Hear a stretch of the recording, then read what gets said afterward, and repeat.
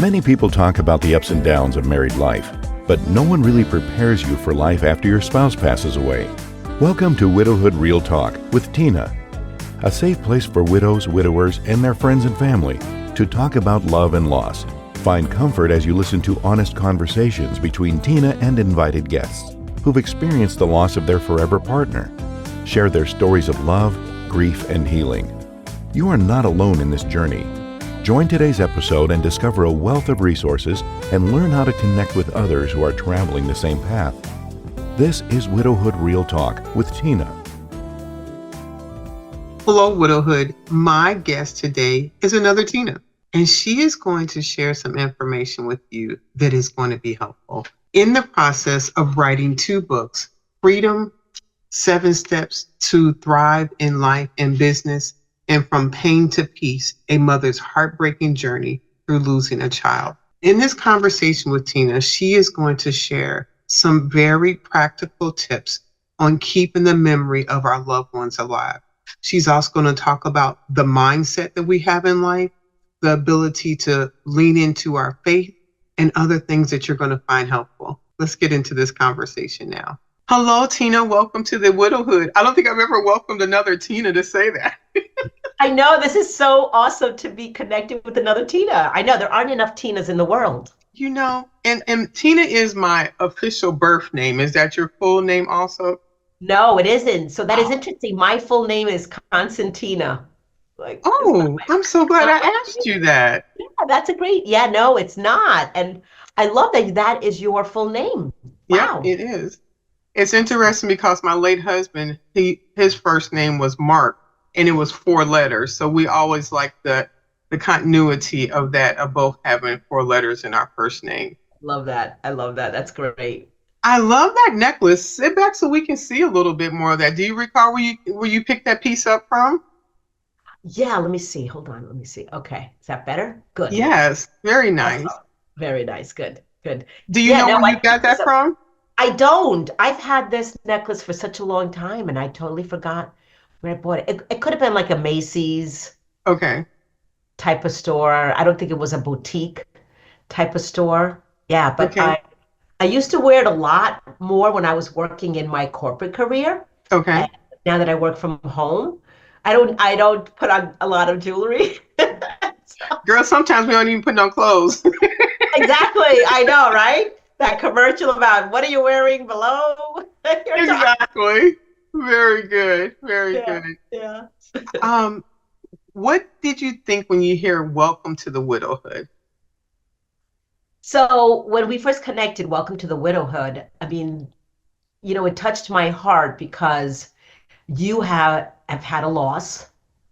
I've had a loss, with the loss of my daughter, and you lost your spouse. So there was that connection that, there's that connection. And thank you for mentioning that. And I am sorry about the loss of your daughter. And it's interesting because the loss is different and the loss is also the same. Yes. And do you find that people want to compare losses ever? Yes. What do you think of that?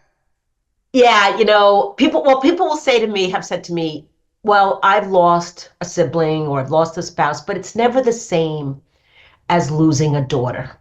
Okay. And so when I first thought of that, I'm like, is losing a child more painful than losing a spouse? It's different. There's no comparison. It's different. Very different. And I think that is the best. Some people ask me, what is the worst? I say, whatever thing you're grieving right now is probably the worst. Your current pain is probably exasperated to such a level that you're wondering, can I endure this? Yes. And that grief could be your health. When I went through breast cancer, I thought that was the worst thing I was ever going to experience. I didn't know literally a year or so later what is now the worst thing that I would have ever experienced. So I don't find value in the comparison because I don't think anybody wins. And the idea is just to hold a space for someone in their pain and know that their pain is valid and to be able to do that. Very true, very true. Honor the space, respect the person, honor them, and not say, I'll be honest here, stupid things, I'll be honest, that people say, well, she's in a better place. She's at peace right now. My daughter was 37, and I'll share that more, but I'm like, they don't know what to say. People mean well, but they just don't know what to say to you. And you know, I see your two books there, and I have two of them here that we're going to cover. Yes. And do you mind if I stop with the start? I'm sorry, do you mind if I start with the 7 steps to thrive in life and business? Nope, absolutely. No problem. Thank you. And I want to share that I thought this conversation would be beneficial to our listening audience, our community, because some of the principles in here about 7 steps to thrive in life and business, I think they can relate to your personal life as well as business practices. Absolutely. So for twofolds, there are people in my community that are recently widowed or widower, and their financial situation is different, and they may need to be re-entering the workspace. They may need to start a business, and they're looking for some encouragement. They're looking for some motivation.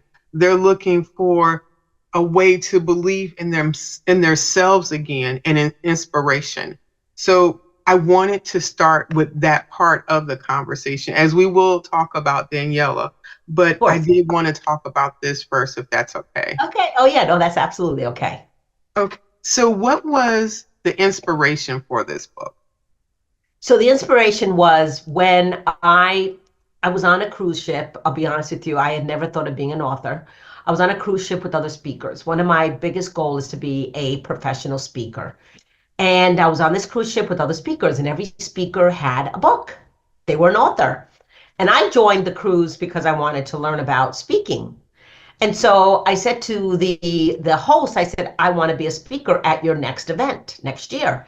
And she said, you have to be an author in order to speak. And I said, well, I'm not an author yet. And I didn't even know what I would even write. I had no idea.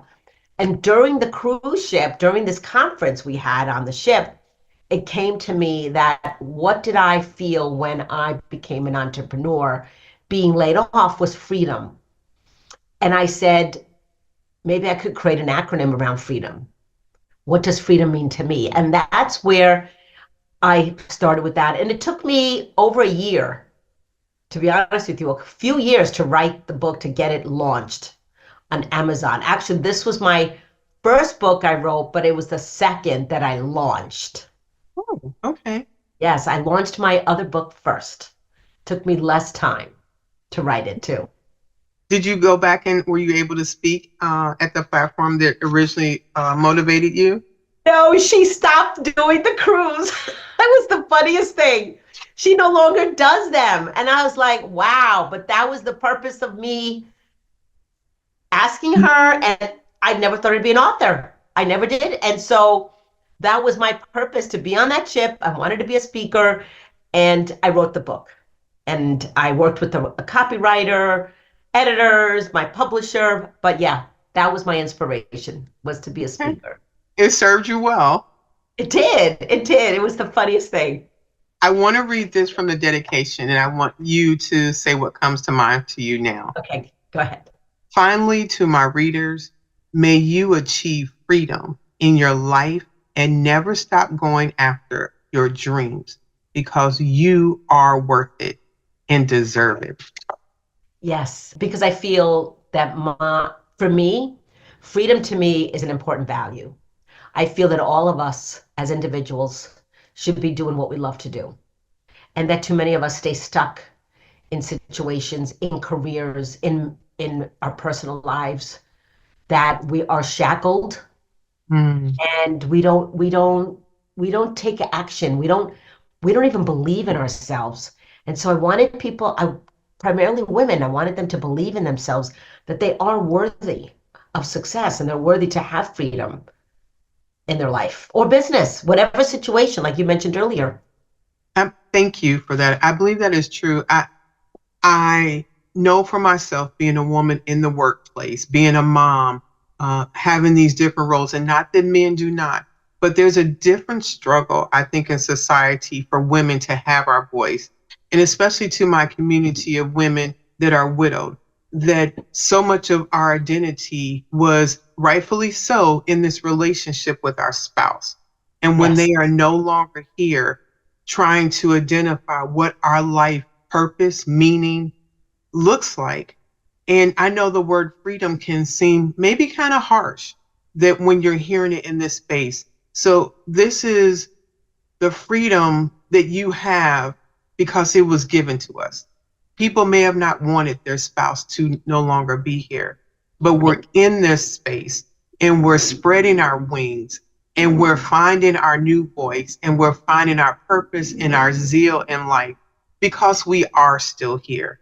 So That's I right. understand that it can be a challenge, but I think it's a challenge that will serve you well if you embrace it. Absolutely. And you mentioned the key word here, embrace it. Embrace it, because yes, when you lose a spouse, you lose someone that you love, then you ask yourself, what do I do now? Yes. And sometimes we stay shackled in our thoughts, in our life. We don't take action. We feel that our life is over Oh my, oof. when it's not. But there is time and space to feel that way. Yes, yes, And then at some point in time, we decide that we want to live, that right. we want to continue going. But those feelings are very much true. Very true, very true. Yes, yes. I want to read the table of contents, and then I have a couple of places that I want to pick out here. Okay. I don't want to give it all away, but I want to, a little bit of Yeah, get you yeah. interested. So, chapter 1, F, faith, belief in a higher power is foundational. Chapter 2, R, release, learn to let go of the outcome. E, evaluation, step back and view the bigger picture. Chapter 4, E, energy, attention follows intention. I had to read this. Attention follows intention. Intention, yes. Chapter 5, D, determination. Passion brings you through any obstacle. O, optimism. Utilize strategies for weathering the ups and downs of business and life. M, mindset. A healthy and sound mindset is everything. Welcome to freedom is the conclusion. Yes, yes. What was the timeline of writing this book from the passing of your daughter? So my daughter passed away in 2020. Now I launched my second book in 21. I launched this book, I believe, in 22, I believe. Okay. But it took me over a year to write it. So before my daughter passed away in 2020, I was writing this book for a few years, and it was in a file, not done yet. I was stuck on the cover page. And so when I reached out to someone who's a publisher, I said, I want to be a speaker. And he says, do you have a book? I said, it's funny you say that. I do have a book. It's done, edited, everything. It's ready to go. I'm just missing a cover page. He said, we'll take care of it. And within a couple of months, he launched it. But it was launched after my first book. For some reason, it took me longer to write this story than it did my second book, which was sharing my daughter, the loss of my daughter. It took me only 8 months to write the second book. Wow. Because I already had the outline in my head, what I wanted to share, and I wanted to share my story. It was like healing for me. That's why. Yeah. And there are healing properties in writing. Can you talk about that a little bit more, Tina? Yes, because what you're doing is you're writing down things that are, your thoughts are there, but now you're getting them on paper, and it's like a way of you healing. It's a way of you sharing your story, and other people will see your story. So I was inspired that other women need to hear about my story with freedom, and how there was, parts in the book that it was hard for me. I never dreamed that I would be an entrepreneur. I was so stuck in the mindset that I couldn't do something. So it was a way for me to share, get my thoughts on paper, and I wanted to make an impact to other individuals that were on that career path. Wow. Thank you. I'm going to, so I have one tab here, and it's underneath chapter 1 under faith. Okay. And I have underlined in this bold promise. That's what I wrote in this section. Bold promise. What is faith? Oxford English Dictionary defines faith as having complete trust and confidence in something. Faith means believing that what we want to achieve in your life or business will happen. I believe that there is a higher power within or outside of our universe, and all things are possible because of this higher power. Having faith ensures that you also have the confidence to achieve whatever you desire. If you believe that you will achieve success and are willing to step outside of your comfort zone, then you will reach your dreams or goals in this lifetime. That is a bold promise and statement there. It is. It is. In writing this on the cusp of your daughter's passing, what did that look like for you? So very interesting, because like I said, I had written this before my daughter passing, but I launched it after she passed. And I didn't make any changes to that even after my daughter died, because what kept me through the loss of my daughter and then while she was going through was my faith. Because I believed, I believed that my daughter was going to live. I didn't believe she was going to pass away. Okay. I had that faith. I had that mindset. I tried everything to save her. But everything we're going through, for me, that's my foundation, is that faith. And things are not always going to go our way. They're not. But if we believe that things are going to, and it keeps us going through it. We don't quit. We don't give up. That our faith is what keeps us going, no matter what challenges you're going through. Any challenge, I feel that, and this is my belief, is that having that faith. Now, I believe in God. Other people may not, but my belief is in God, and that I know that, they say God has a plan. Still trying to, I'll be honest with you, still trying to figure that out today.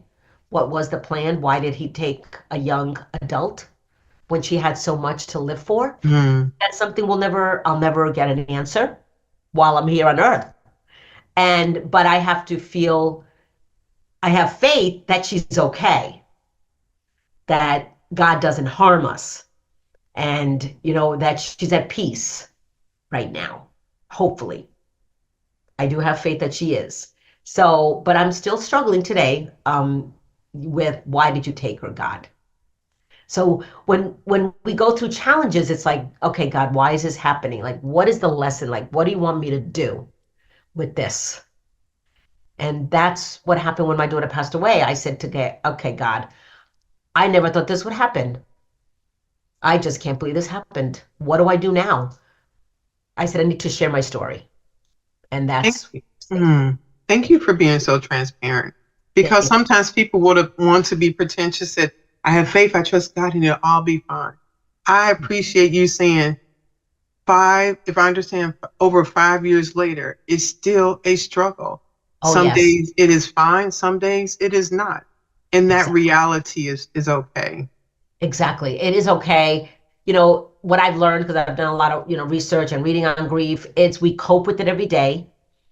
It's part of our life. I'm a mother who lost a daughter. Is it my identity? No, it's part of my life. I'm a mom who lost a daughter, and I've been attracting other moms that have lost children. I was attracted, like, I met you and you have a podcast on widowhood. And I said, I want to share my story, about the loss. And so I feel that all of us need to share our stories, no matter how painful they are.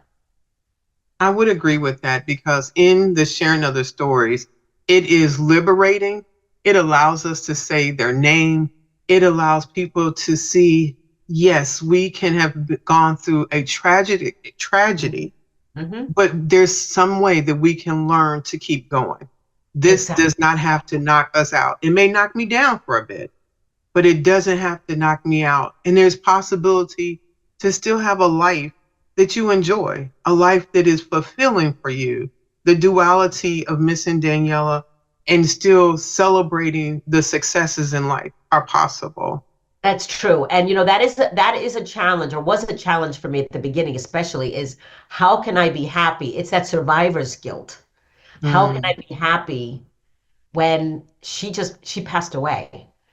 And I really had a hard time with that. Is I can't be happy. I'm a mom. I should have been going first, right. not her.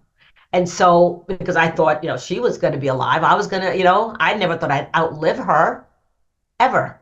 And so that's part of the challenge when you lose someone, especially when they're young, losing. I mean, if you lose someone at a certain age, and like, okay, they lived life, this was meant to be, maybe, I don't know, but you still miss them. You still have those sad days, and you Hmm. have the memories, because that's the thing that keep us going.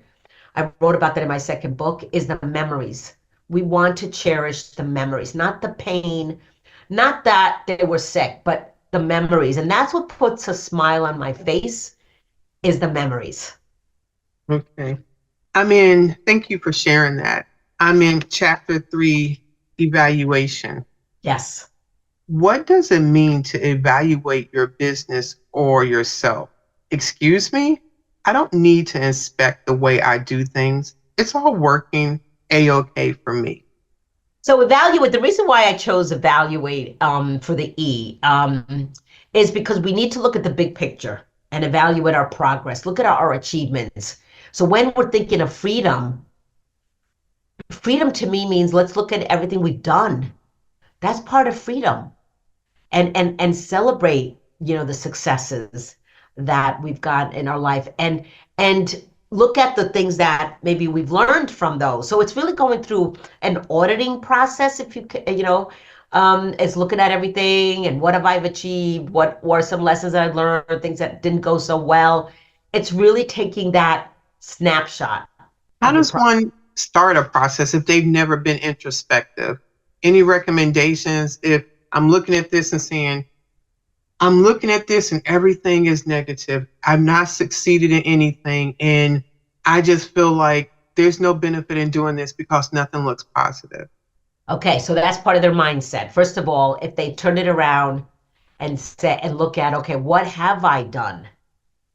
What are some, because what are you grateful for? I think when we come from a place of Mm, being grateful, we can shift it and not okay. think of all the negativity, because there is a lot of negativity out there. And this is where, where are we putting our attention on? Every day, set an intention that I'm not going to focus on the toxic. When it's bad, yeah, it's bad, but don't be in that bad place forever. Okay. And like, for example, like today, people are saying, oh, things are really bad in this world today. And I'm getting really anxiety and I'm fearful. But when we step back, first of all, we can't control everything. We can only control how we're going to react to something, our attitude towards Okay. something. We're not in control of what's going on in the world. We can control how we're going to do, our life every day within our family, but it starts with us. I mean, that is my belief. And so it's really shifting your mindset to thinking of what are the good things that I've achieved? What skills do I have? What are the gifts that I can offer to the world? Okay. So that evaluation process, what is the goal of doing that? It's to really assess your life, assess what you've achieved, is to Okay. really be going deep into your life, really And assess. after doing that, what to take from that evaluation, what to do with So it. yeah, what to do with it is really like write down, okay, let's create, let me set an action plan. What am I going to do to turn my life around? What am I going to do to turn my career around? Let me evaluate. Like, I'm not happy right now with my job. I'm unhappy. I'm miserable. I hate my boss. Okay, evaluate the good things of the job and the bad things of the job. But what am I going to do? What action am I going to take? Okay, or Okay. set a goal. And I was going to ask you, so the word action plan, that just That resonates with me, but everyone may have heard that word for the first time. Can you kind of spell out what an action plan is and what that would look like? Well, action plan to me is doing something, whatever that is. It's, for example, something as simple as if I'm looking for a new job, I'm going to start researching online for a new job. It's that one action. And set a goal, set a plan like, okay, I'm going to do this every day. I'm going to spend a certain amount of time. And my goal is that by, let's say, 3 months from now, I want to be out of my job or I want to be in a new job. But it's actually writing down on paper the activities you're going to take towards that big goal.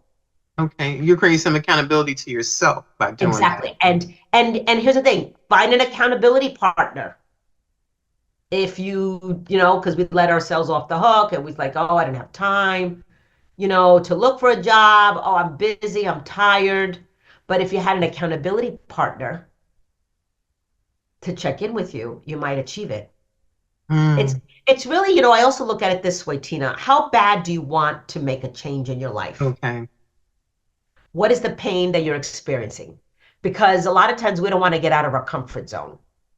We don't. We want to stay comfortable and we want to complain. And we want it to be different. And we want it to be different, but we're not taking any action. So if you don't take action, nothing's going to change. Nothing's going to change. So you got to Absolutely. Take bite size, whatever's comfortable for you. Okay, thank you. Welcome. Chapter 6, optimism. What does optimism have to do with freedom? When we are optimistic, we have the confidence to see the successful outcome of something. I like that you didn't put a label on it. You left it open that the reader can put anything they need to in that space. Was that intentional? It was intentional. And, with the optimism, here's the thing. You're not always going to be optimistic. And I'm not painting a picture here that everything is gray, rosy colored glasses, rose colored glasses. However, during the challenges that we face, because that's a journey, that's a life journey, there's always going to be those ups and downs. But even during that, ask yourself, okay, Tina, what can I do with this situation? I'm optimistic that it's going to get better. Now, when my daughter, she's on her deathbed, and I still said, God, I know she's going to be okay. Now, was I in denial? Maybe I was in denial, but I still had optimism. And I think that it did give me the confidence to move forward. And I think I handled it better than maybe some people. Like some people really, when I look at some other people that lost, they're not able to do anything. Like they were totally doing nothing. I immediately went into action mode because that's part of me. I immediately took action, wrote a magazine article, wrote a book. And there are days that, I have pain, and I also learned you got to feel the feelings. Don't mask them. And that's something that I used to do a lot, was masking. I just moved forward. But when my daughter passed away, there were many days I felt the feelings and it was okay. And I didn't allow anyone to say, oh, come on, she's been gone for a while. Why are you still feeling this way? You should be over it by now. Like I had people tell me, well, 2 years is a time frame. After 2 years, you'll feel good. And I'm like, no, 2 years, really? And I was thinking maybe that is true. No, 5 years later, it never will go away. It maybe not be as deep as it was, but it's still there. I think it changes. It changes over time. Indeed. You said your daughter was 30 years old? 37. 37. Yes. For someone to tell you in 2 years, you should be over it. I'm like, I wonder, are they watching those words come out of their mouth? You carry this. Therapist, Tina. I no longer use her. Okay, I'm gonna say less. I'm a move. Mindset. Chapter 7. Limiting beliefs. What are your limiting beliefs? My limiting beliefs over the years have been fear.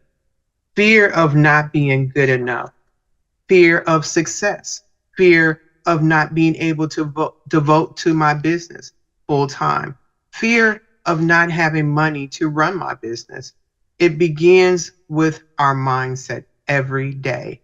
Does. Are there any habits you are doing daily? It does begin with mindset. And if you notice, I ended the book with mindset, not money, because I could have done money. Because some of us think that having money gives us freedom, not necessarily. I feel that mindset is what really gives us freedom, is because of how we think, what are our beliefs, and overcoming those limiting beliefs. Those limiting beliefs come from our childhood, our society, how we're raised. And like I always had a fear of, yeah, being good enough. I stayed in a job longer than I needed to because of fear of being rejected, fear of not being successful. And I stayed unhappy. I've stayed unhappy in a marriage, I stayed unhappy in a job, in life in general because of fear. And that is huge for many of us, that we stay in situations because of fear. We don't believe in Wow. ourselves. We don't. And then we keep our mind, our I call it the head trash. We keep saying those things. I can't do this. I'm too old. That's the big one. I'm too old. If you're over 50, you think you should just end you're retired, or oh, I'm getting, Social Security now. I'm done. I'm good. You're not done until you're done. Mm. It's over when it's over. And so, but we stay in that mindset that it's over for us. I'm too old. I can't learn new things. That's a limiting belief. And we need What to if challenge that. someone told you, well, Tina, you're just so strong. Of course you could do all of this. And I was never that person. I never was. I was a very negative person. I was brought up with fear with the family. I was the oldest of an Italian immigrant family. That everything was rainy day. It was always a rainy day. It was always bad. It was always problems. And I had to shift my mindset. And how did I do that? Is by reading a lot of books, working with mentors, that I needed to really feed my mind with good things and not get wrapped up in the bad things out there. And yeah, they come in, you see them, but my mindset is like, okay, I can't control that right now. It's not, how is it affecting me right now? And again, I look at, I'm grateful for this. So I write down, what am I grateful for? Goes back to that, is being grateful. Like, when my daughter passed away, I said, okay, I am grateful that we had a great relationship. We traveled together. We had a good mother-daughter relationship. We talked multiple times a day. I miss her today. I'm sad that she's gone, but I remember those memories that we had a good relationship. And it wasn't always like that, okay? Mm. But it was for over 10 years, we had a good relationship. And so I think that I may appear to be strong, but it's a daily thing. Like, okay, Tina, it's not easy. Even today, it's not easy. Being an entrepreneur is not easy. Life is not easy. Life is not fair, we'll say. People will say, well, life is not fair. But I go back to looking at what are the good things that I have. Again, it goes back to gratefulness. What am I grateful? Every day I write 3 things I'm grateful for every day. And there are days that, I'll be honest with you, the only thing that I'm grateful for is that I'm awake, that I made it out of bed. Those are good. Those are good. I'm awake. I didn't pass away in the middle of the night. That's a good thing. It And I can is. talk. I can talk. There's people that have it worse than me. So when I look at that, there's people that have it worse than me. Perspective. It is. It is perspective. Yes. Thank you for sharing that, because oftentimes people see someone in this moment and they may feel as if this is how you're living your life every day. No. Yeah, exactly. Exactly. No, it's not every day. There's money challenges, there's relationship challenges. I also had, health challenges after my daughter passed away. I've had health challenges myself. Okay. And It's not easy. Life is not easy. And I think that you build your character when I believe life is not easy.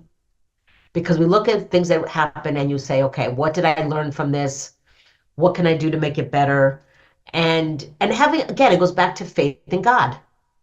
Mm. It's God. Every day I read the Bible. Every day, I have devotionals. God is there with us. For me, that's my belief. That And cyclical process of all those things intertwined. It's not yeah, just one letter, it is all of them together. it is. It is. It is. I want Yes. to read a paragraph from conclusion. I needed to have the faith that I could accomplish it. I needed to release it to the universe, or for me to God, that it would happen. I evaluated my progress along the way and made changes as I encountered obstacles and challenges.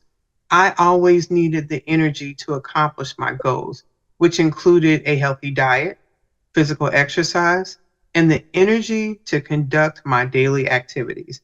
I needed to be determined every day and never quit. Never quit. Yes. I never quit. Quitters. I always had a quote: quitters never win and winners never quit. And Mm. and I've always thought of myself, um, not when I was growing up, I never considered myself a winner. But I see myself as a winner today, even through the challenges, because I look back in my life like I've done this, I've done that, I've made mistakes. We all make mistakes, but what have we learned from those mistakes? And God has a plan for me now. Like, what is the next step in the loss of a child? What do I do with this, situation? Mm. And speaking of Danielle, what are some of your favorite memories with her? So I mentioned earlier that we traveled. So our last trip, my daughter loved history. She was a journalist and she wrote blogs and she loved writing. Oh, And okay. she did. And she loved history. So one year, I think the year before she got diagnosed with cancer in 2018, she said, Mom, I want to go to Gettysburg, Pennsylvania. She loved the civil, like she loved it. And I'm like, why would you want to go to Gettysburg? That is like, really? And nobody would go with her. None of her friends would go with her. And so I said, okay, I'll go to Gettysburg. And it was a great trip. I learned a lot because my daughter knew her history, let me tell you. And she would explain things to me, but it was our last trip together.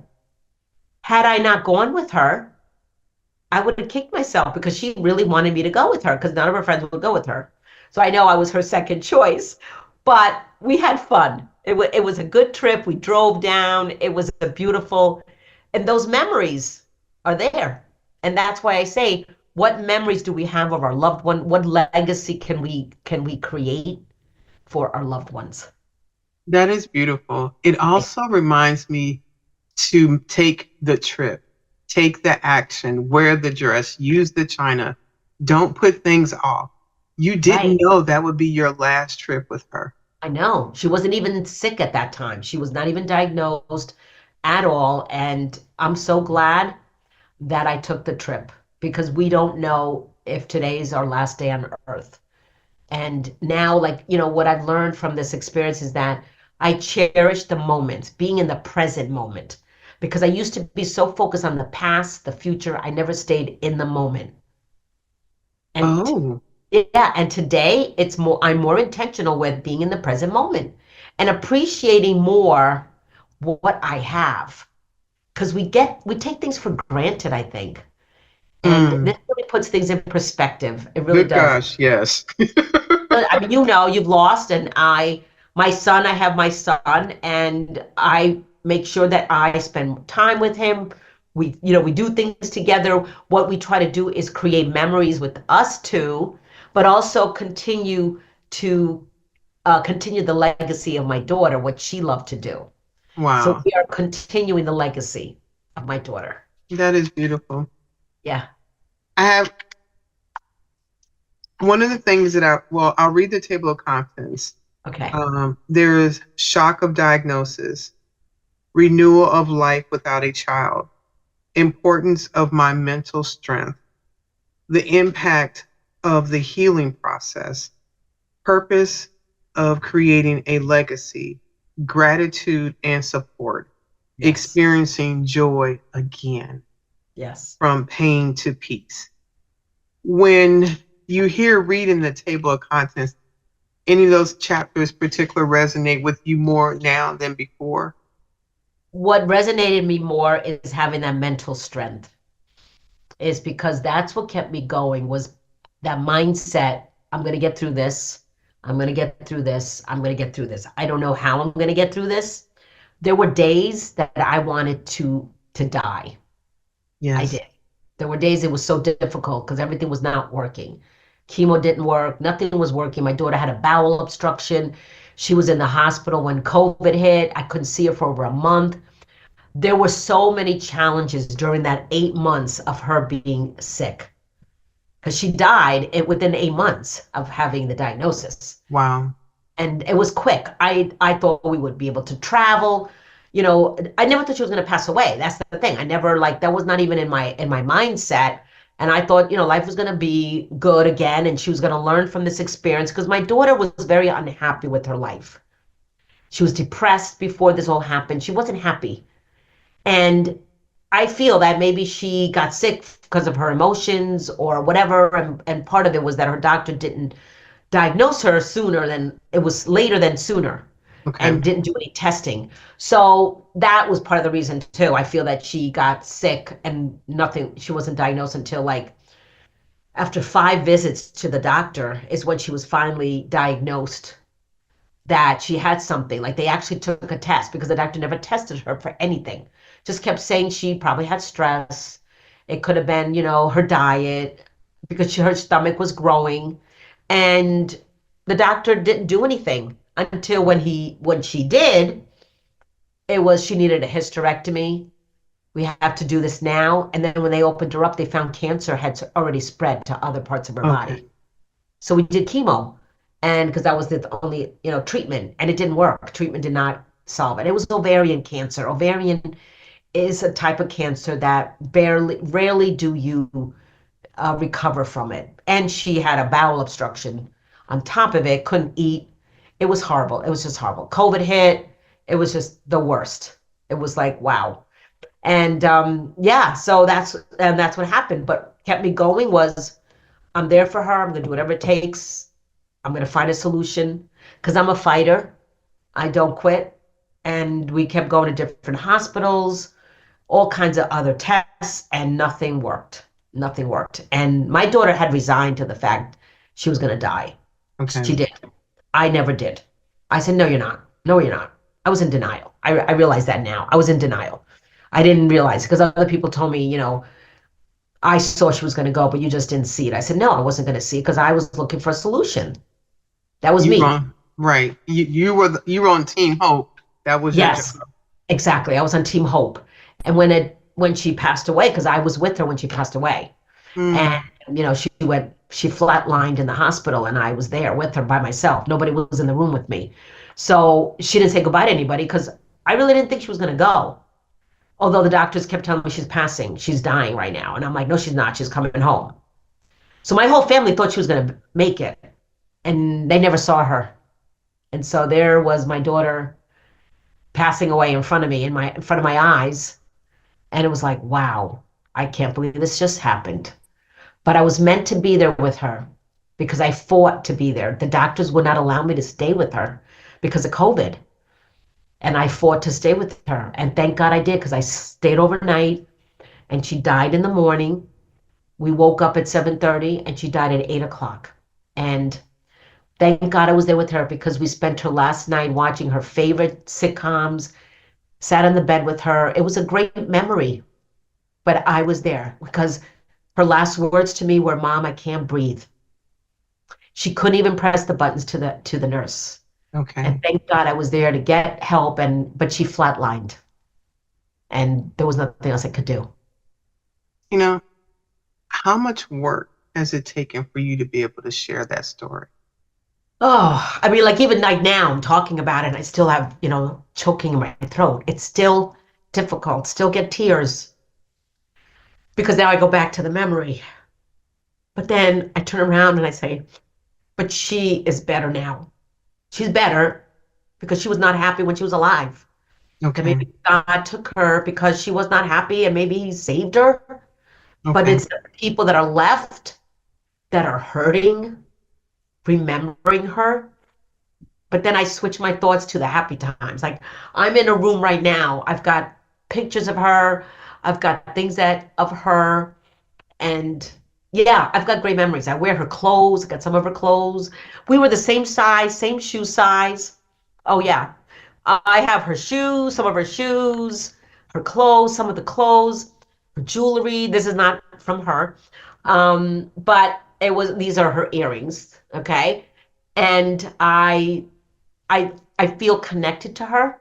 So I think that when we lose a loved one, having that connection, that's what I'm grateful for. And how do you find joy in the book I share is really connecting to the memories and that I meant to do something with that story. And that's what people have told me, that your daughter's time was done, but yours is not over. So you have a purpose.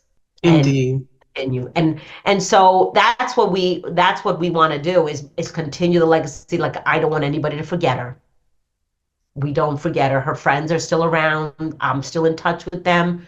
She had a great network of friends. We have dinner every 2 months, just talking about her, where she was. I mean, so it's continuing the legacy. That's the goal, not remembering the pain, the cancer. That's what I think my daughter would want. My daughter would not want us to be unhappy. And Oh, yeah, mm. yeah, she went out and she wrote blogs. I found articles about how she said, my mom and my brother tried to save me, but I do not, they should not feel guilty because I know they tried. So I have that article. Yeah. So it makes me feel good Yes. that she felt that way when she was going through it, but she never shared that with me.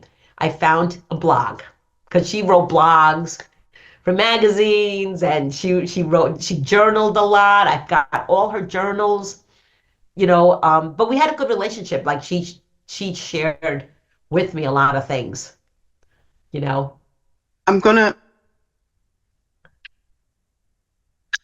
I'm gonna change what I was going to do. There were some things in the book that I wanted to cover, but I just want Okay. to say I like how in the chapters you talk about what happened, but then you have a lesson learned at the end of the chapter. Yes. I think that's an amazing pattern for the reader who may have lost a child, that they'll resonate with what you experience and maybe they'll capture their own lessons learned and to spark within them there is something to take from this.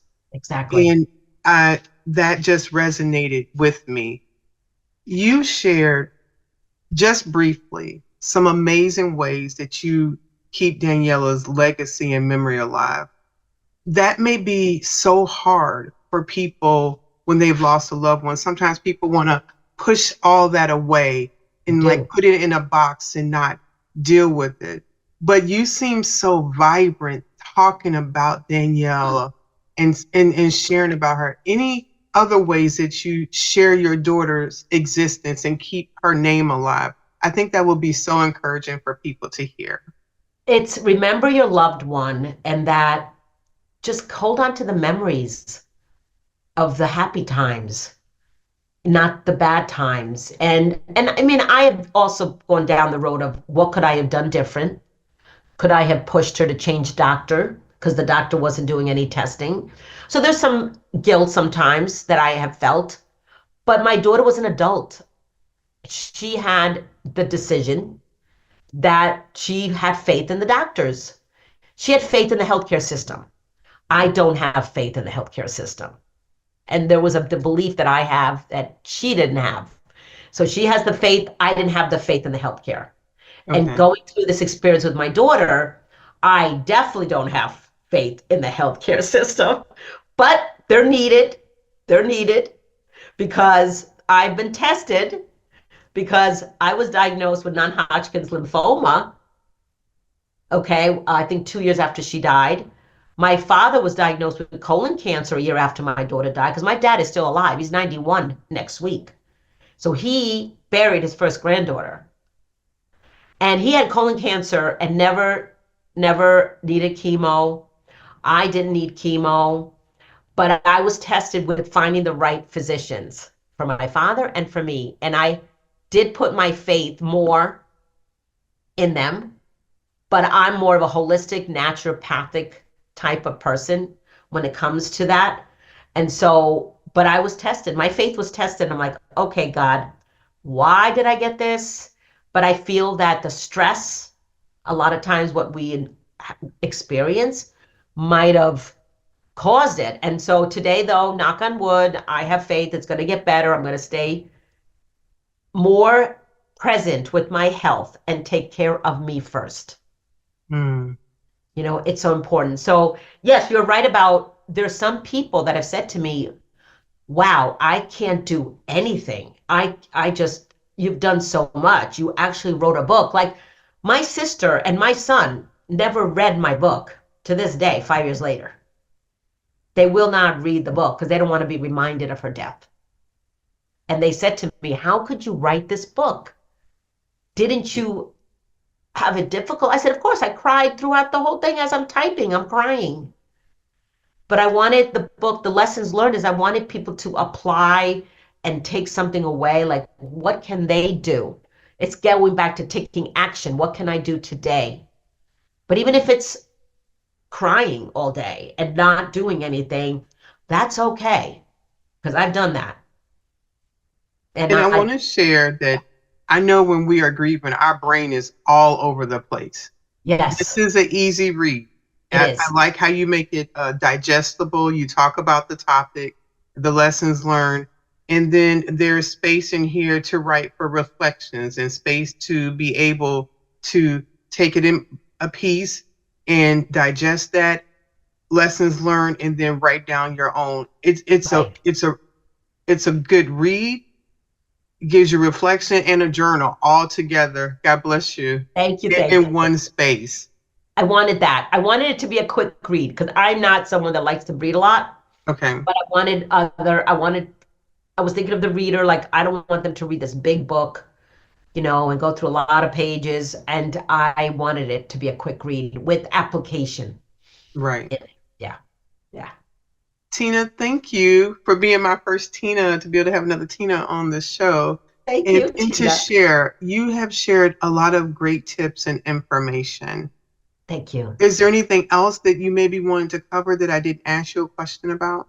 No, you asked very good questions and helping me to go through it. And no, I just, for your listeners, just, you know, it's take one day at a time and be grateful for what you have, where you are. And one day I know that I'm going to see my daughter again.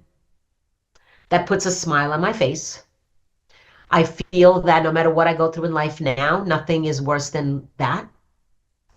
And I feel that I can get through anything right now. I do. I really believe that because in my life, that was the worst experience.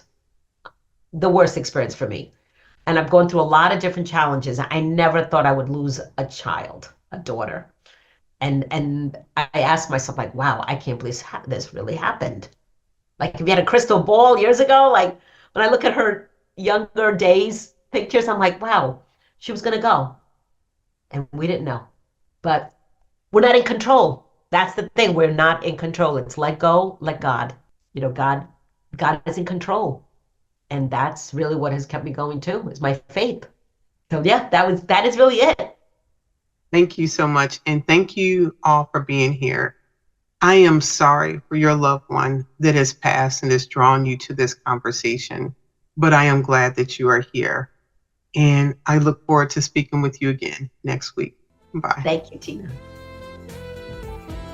Thank you for spending another episode with Widowhood Real Talk.